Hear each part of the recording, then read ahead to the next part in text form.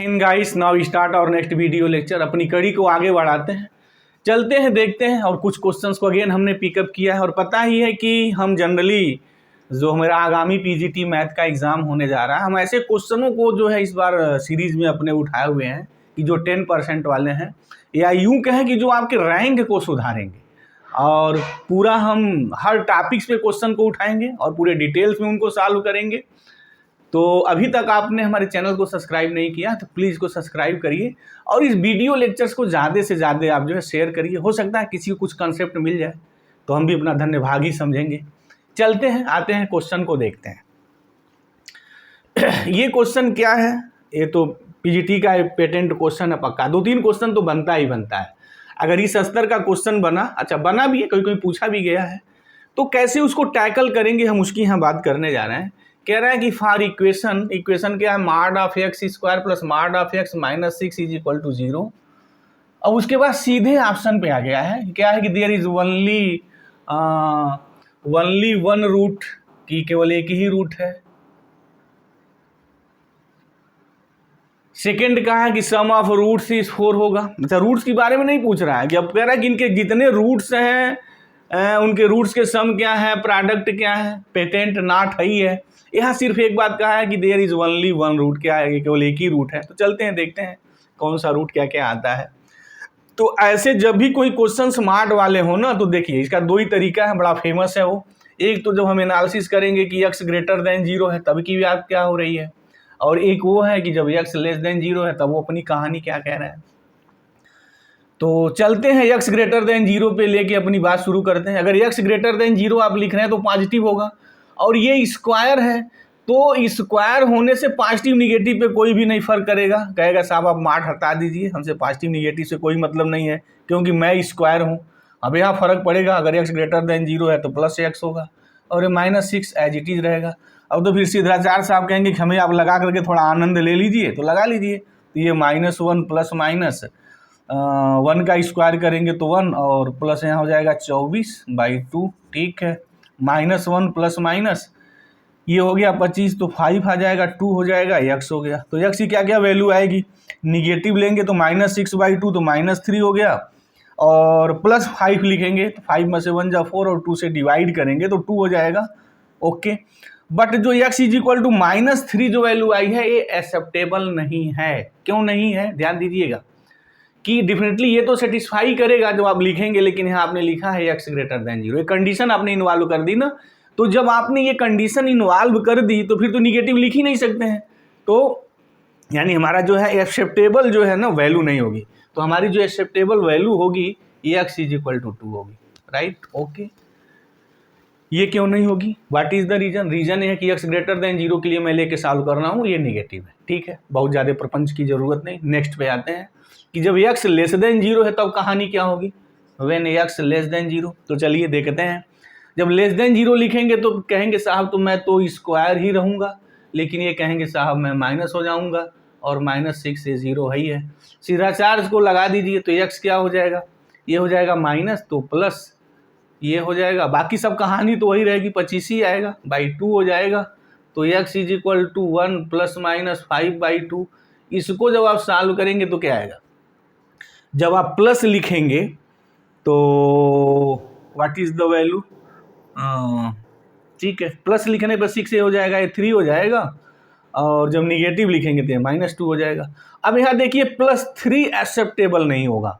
क्यों एक्सेप्टेबल नहीं होगा, रीज़न क्या होगा? रीज़न ये होगा कि मैं जो कुछ ये सॉल्व कर रहा हूँ x लेस देन 0 के लिए सॉल्व कर रहा हूँ, तो x लेस देन 0 के लिए तो -2 आएगा, तो x इज इक्वल टू -2 हो गया। तो कह रहा है कि there is only one roots, नहीं, पक्का बकवास चीज़, ओनली वन रूट्स नहीं है, इसके पास तो 4 रूट्स हैं, बट जो एक्सेप्टेबल रूट्स हैं मेरे 2 और -2 हैं, तो यही होगा। उसके बाद क्या है, सम ऑफ द रूट्स इज 4, नहीं, ये तो रूट्स 4 नहीं होगा, सम तो इसका 0 हो जाएगा, ये नहीं है। Product of root is -4s, इसका जो प्रोडक्ट होगा वो -4 होगा। नाट तो धाराशाही हो गया बेचारा, कहेगा हम तो चारों पाँव चित्त हो गए क्योंकि सी ने ही डी का काम तमाम कर दिया, ओके। तो आपने देखा कि इस टाइप के जब भी कोई क्वेश्चंस आपको टैकल करना है ना तो टाइम लगेगा, नो डाउट, आप जल्दीबाजी मत करिए। थोड़ा एक मैं ट्रिक और बता दूं जल्दीबाजी के लिए, जैसे यहाँ देखिए जब आप x ग्रेटर देन 0 के लिए सॉल्व कर रहे हो ना, जैसे आपने रूट निकाल लिया, ठीक है, जो भी रूट आया, अब x लेस देन 0 के लिए करना है तो कुछ भी मत करिए, यहाँ सीधे माइनस से मल्टीप्लाई कर दीजिए। तो ये जो आपका काम होगा ना, ये टाइम आपका बचेगा। ओके, तो जब आप कंपटीशन की दुनिया में इस क्वेश्चन को सॉल्व करिए, तो मैंने तो सॉल्व करके बताया आपको, there is no need to solve this. जैसे हम माइनस से मल्टीप्लाई करेंगे तो 3 हो जाएगा, -2 हो जाएगा, और 3 - 2 ऑलरेडी आ गया। अब यहाँ x लेस देन 0 के लिए है तो -2 एक्सेप्टेबल हो जाएगा। तो ये जो आपका टाइम है ना, ये टाइम बच जाएगा। तो टाइम मैनेजमेंट की भी चीज़ है। तो और अपने हम पूरे सीरीज के दौरान टाइम मैनेजमेंट भी, ऐसे क्वेश्चन को कैसे करना वो भी समझाते रहेंगे। तो पहली चीज़ ये हुई कि x ग्रेटर देन 0 के लिए निकालिए, या x लेस देन 0 के लिए निकालिए। और दूसरे के लिए क्या करना है, जैसे x ग्रेटर देन 0 के लिए निकाला तो लेस देन 0 के लिए क्या होगा, जो भी ग्रेटर देन 0 के लिए रूट्स निकले हैं उसमें माइनस से मल्टीप्लाई कर दीजिए। अगर ये माइनस के लिए लेके x लेस देन 0 लेकर के निकालें तो अगेन भी इसको माइनस से मल्टीप्लाई करिए, this is root the converted into this, ये हो जाता है। तो एक आपका जो है टाइम बच जाएगा, वो टाइम किल करने की ज़रूरत नहीं होगी। अब चलते हैं नेक्स्ट क्वेश्चन पे आते हैं, देखते हैं वो हमसे क्या कह रहे हैं। क्वेश्चन नंबर 2 को ऐसे ही क्वेश्चन है, बट थोड़ा ये थोड़ा लेंथी क्वेश्चन है। और अब ऐसे क्वेश्चन पीजीटी में आने की संभावना बहुत ज़्यादा क्या, उनको आना ही आना है, ये आप समझ जाइए। और कभी कभी क्वेश्चन तो ऐसे सीधे पूछे भी हैं, इस ऐसे क्वेश्चन की तो भरमार ही है पीजीटी में। ये क्वेश्चन देखिए क्या कह रहा है, यहाँ पहले ही दे दिया, पहले ही आपको बिल्कुल क्लियर कर दिया ना कि क्या होने जा रहा है, तमाशा क्या होने जा रहा है। तमाशा ये है, कह रहा है कि अल्फा बीटा गामा डेल्टा इसके रूट्स दिए हुए हैं, इनमें तो 4 रूट्स होंगे इसके। तो लफड़ा फिनिश हो गया, कितने रूट्स होंगे। यहाँ तो हिडन था कि कितने रूट्स होंगे, बट यहाँ तो हिडन नहीं है, कहा कि इसके 4 रूट्स हैं, यानी ये इक्वेशन अपने पास 4 रूट्स रखता है। अच्छा, एक बात और मैं कहना चाहूँगा, तो यहाँ जो 4 रूट्स जो रख रहा है ना, वो रियल की बात है, कॉम्प्लेक्स की बात तो यहाँ लिखी ही नहीं है।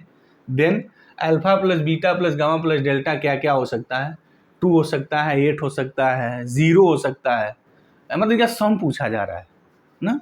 तो जो रूट्स हैं उनके रूट्स के सम क्या है वो पूछे जा रहे हैं। तो यहाँ एक बात कहें, सारी जो हमने रियल के लिए बोला नहीं, कोई ज़रूरत नहीं, क्योंकि यहाँ रियल लिखा नहीं, कॉम्प्लेक्स भी हो सकता है, कुछ भी हो सकता है, हमें सम से मतलब है। तो चलते हैं, देखते हैं क्या ऐसे क्वेश्चन को कैसे टैकल करेंगे। देखिए, जब भी इस टाइप का कोई क्वेश्चन हो ना, तो ऑटोमेटिक वो किस कंसेप्ट पे आधारित रहता है, पहले उस कंसेप्ट को आप समझिए। कंसेप्ट ये है कि ये जो भी लंबा चौड़ा दिखाई दे रहा है ना, जो आपको डरा रहा है, हम आप लोगों को डराएगा, इसको आप कुछ ले लीजिए। जैसे मान लीजिए हमने इसको टी ले लिया, ओके, तो ये देख रहे हैं ना, इसका जो एक कॉन्जुगेट लिखा गया है 1/2 है। कैसे, देखिए, इसको 1/5 + 2√6 अगर हम निकालें तो कॉन्जुगेट से मल्टीप्लाई कर दीजिए, फिर ये होगा।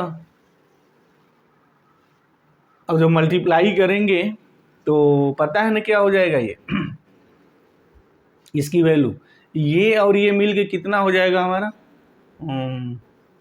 2 2 4 हो जाएगा, 6 चौक 24, और 25 में से 24 अगर निकालते हैं तो 1 बचेगा। तो ये वैल्यू जो होगी मेरी 2√6 हो जाएगी। आ गई ना। इसका क्या मतलब है कि अगर ये आपने t लिखा है तो 1/t जो है 5 - 2√6 होता है। This is the clear year. तो जब भी इस टाइप का क्वेश्चन देना, तो इसका मतलब ये है कि आपको ऐसे ही टैकल करना है। अब देखिए, हो गया, जब भी ऐसा कोई क्वेश्चन देते ऐसे, ये डेफिनेटली ये इसका इन्वर्स ही होता है, उसके देने के पीछे लॉजिक ही यही होती है बस, और इसके अलावा कुछ नहीं है। तो अब क्या करिए, बस इसको सब्स्टिट्यूट कर दीजिए। तो इसके जगह हम लोग क्या लिखेंगे, देखिए, ये हो जाएगा t⁻x² प्लस ये क्या हो जाएगा, ये हो जाएगा 1/t, या t⁻⁻1 भी लिख सकते हैं। चलिए, ताबड़तोड़ थोड़ा हो जाए, t⁻⁻1, और यहाँ हो गया x² - 3 = 10 हो गया। अब देखिए इन पे क्या क्या महिमा आएगी। तो अगर मैं इनको लिखूं, चलिए, एक चीज़ यहाँ और हम बात अपनी करें, जैसे इसको देखें तो अभी मैं यहाँ लिख रहा हूँ x² - 3 हो गया प्लस t, x² - 3 पावर -1 कर दें, कोई फर्क नहीं पड़ता है, ऊपर नीचे पावर कर सकते हैं, पावर का पावर मल्टीप्लीकेशन होता है। तो पहले मैं ये लिखूँ या इसको लिखूँ, कोई फर्क नहीं पड़ता है, रिजल्ट पे तो वही रहना है। अब क्या करिए ना, इसको कुछ और कंसीडर कर लीजिए, जैसे कि अगर t⁻⁻x² - 3 को मैं z ले लूँ तो फाइनली बना क्या, z + z⁻⁻1 10, इसको जब आप सॉल्व करेंगे तो z square plus 1 is equal to 10z, यानी z square minus 10z plus 1 is equal to 0, ये होगा। देख लीजिए क्वाड्रेटिक बन गया। तो फाइनली जब भी ऐसा कोई क्वेश्चन दे ना, तो आपके दिमाग में बात जानी चाहिए या समझ में आनी चाहिए कि ये कहीं ना कहीं हमारा इस टाइप के इक्वेशन को ही सेट करके क्वेश्चन बनाया गया है, ऐसा होता ही है। तो जब भी ऐसे क्वेश्चंस बनेंगे तो always keep in mind this concept, इस कंसेप्ट को आप ध्यान देंगे। अब क्या है, सिद्धाचार्य साहब कहेंगे थोड़ा हमें लगा करके आप आनंद ले लीजिए, तो सिद्धाचार्य साहब को लगाइए, तो ये हो जाएगा z is equal to 10 plus minus under root b square, तो ये हो गया 100, ये हो जाएगा -4/2। चलिए तो कॉमन लेके थोड़ा काटते हैं, 4 कॉमन लिखेंगे तो बाहर 2 हो जाएगा, ये 25 में से 1 जा 24 हो जाएगा, बाई 2 हो जाएगा, z इज इक्वल टू, फिर 4 बाहर हो जाएगा तो 2 आ जाएंगे, तो यहाँ 4 हो जाएगा, यहाँ √6 हो जाएगा, बाई 2 हो जाएगा। अब z की जो वैल्यू फाइनली निकल के आएगी 5 हो जाएगा, ये प्लस माइनस हो जाएगा 2√6, देख लीजिए 5 2√6 आ गया z। देख रहे हैं ना कैसा ऑफसेट ही है, ऐसे क्वेश्चन बनाए ही जाते हैं। तो z की वैल्यू 2 आ गई, एक प्लस आ गया, एक माइनस आ गया, तो बारी बारी लेके हम सॉल्व करेंगे। अब आप z माना क्या था आपने z इसको माना था, जरा देख लीजिए। और t क्या था t आपने इसको कंसीडर किया था। तो मैं अब यहाँ से आ रहा हूँ, देखिएगा ध्यान से, इसको यहाँ से मैं लिखने जा रहा हूँ। t क्या है, t है हमारा 5 plus 2√6 raise to the power x square minus 3 is equal to z है, और z 2 है तो एक एक ले रहे हैं, बाकी ऑटोमेटिक सॉल्व कर लेंगे। ये कोई नंबर है, सेम नंबर है और इस पे पावर भी है, इसकी वैल्यू सेम कब होगी पता है ना, व्हेन, कब सेम होगी भाई, ये सेम तब होगी जब इसका पावर 1 होगा, यानी x square minus 3 is equal to 1, और कोई संभावना नहीं है, राइट। इसको आप जीरो नहीं कर सकते क्योंकि जीरो करेंगे तो वैल्यू 1 हो जाएगी, अगर ये वैल्यू 1 आती तो मैं यहाँ जीरो कर देता, बट ये इसी के इक्वल है। तो एक आपने कोई रियल नंबर लिखा, उसके पावर लिखा, और वो रियल नंबर आपको वही रियल नंबर मिल रहा है, तो ये तभी संभव है मैथमेटिक्स की दुनिया में जब उसका पावर और इसका पावर सेम होगा, ठीक है। तो यहाँ तो कोई आपको आपत्ति नहीं होगी, ये 4 हो गया, तो x की वैल्यू मेरी क्या आ गई, 2 आ गई, -2 आ गई, हो गई बातें। अब जब आप माइनस लेके सॉल्व करेंगे तो क्या होगा, यहाँ पावर -1 हो जाएगा, तो x square minus 3 is equal to -1 हो जाएगा, तो x स्क्वायर 2 हो जाएगा, तो x is equal to 2 minus √2 हो जाएगा।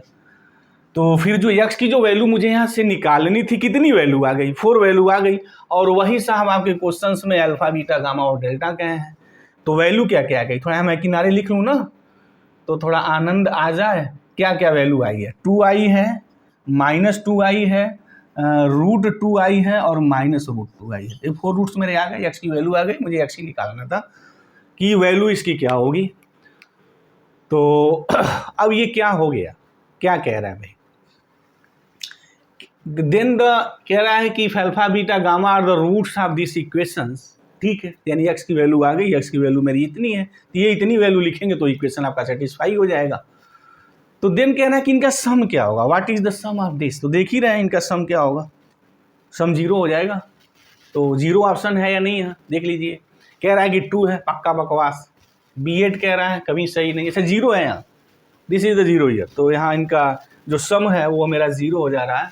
तो सम अगर 0 हो जा रहा है तो आ जाइए यहाँ, बाकी शब्द कैंसिल कर। लेकिन अगर प्रोडक्ट पूछता, जैसे इसके पहले क्वेश्चन में था प्रोडक्ट पूछता, तो क्या हो जाता, ये 4 हो जाता, -4, और ये कितना हो जाता मेरा, -2 हो जाता, और -4 का -2 में मल्टीप्लाई करते तो 8 हो जाता, तो यहाँ 8 भी दिया हुआ है, देखिए कैसे फंसाते हैं।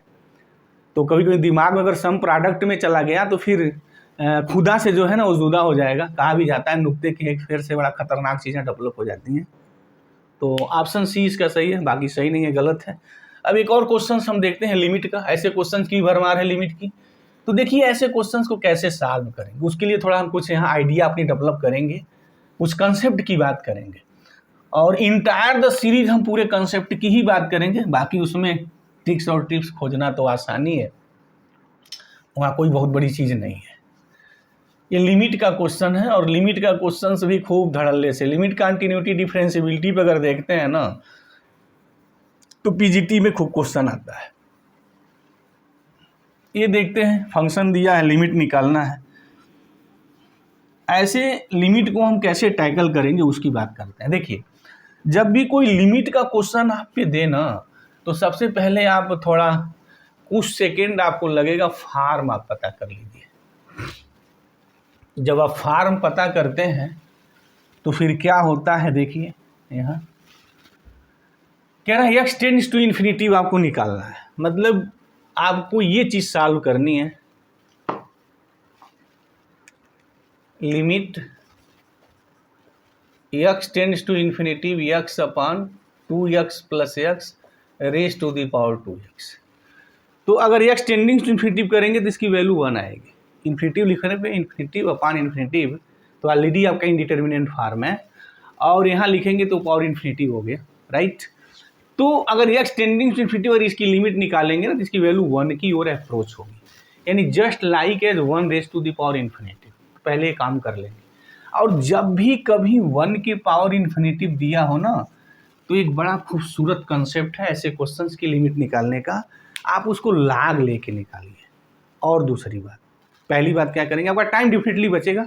ऐसे क्वेश्चंस की भरमार है, हम उठाएंगे भी बाद में फर्दर, जैसे मेरी सीरीज आगे की ओर चलेगी ऐसे क्वेश्चन खुद हम ऑलरेडी उठाएंगे और इस कंसेप्ट पे भी हम दृढ़ रहेंगे।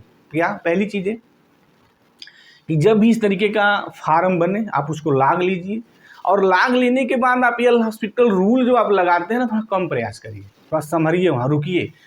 अगर लाग का एक्सपेंशन वहाँ दिखाई दे, मतलब ऐसा दिखाई दे कुछ आपको कि लाग 1 प्लस एक्स और 1 माइनस एक्स ऐसा आए, तो ये तो पता है ना, अब तो इस स्तर की आपकी तैयारी है, तो यहाँ तो कोई प्रॉब्लम ही नहीं होगी। Definitely you have no any problem. तो जब भी ऐसा कहीं कोई चीज़ दिखाई दे ना, तो कुछ मत सोचिए, सीधे उसको एक्सपेंड कर दीजिए।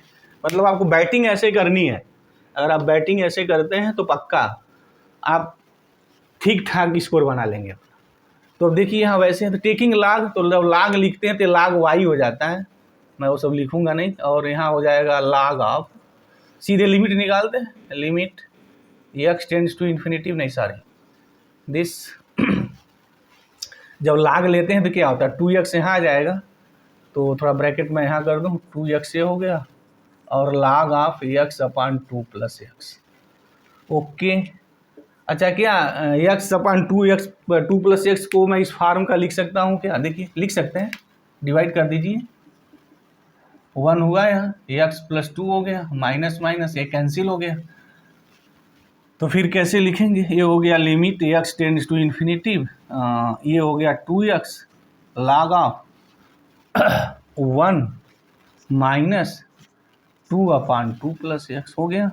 यहाँ प्लस है माइनस है कोई फर्क नहीं पड़ता है, 1 प्लस समथिंग है यहाँ, राइट। ओके, ये फॉर्म है आपका। अच्छा, माइनस होता है तो क्या होता है सबको पता है, सारी क्वांटिटी माइनस हो जाती है। तो अब आ जाइए, एक्सपेंड कर दीजिए इसको, वो एल हॉस्पिटल रूल लगाने की ज़रूरत नहीं है, सीधे एक्सपेंड करिए। एक्सपेंशन वाला जो है ना वो शार्ट खेलिए आप। तो फिर क्या हो जाएगा, एक्स मतलब ये हो गया -2 अपॉन 2 प्लस एक्स, उसके बाद माइनस 2 अपॉन 2 प्लस एक्स का whole square into 1/2, minus and dots वाली कहानी चलेगी।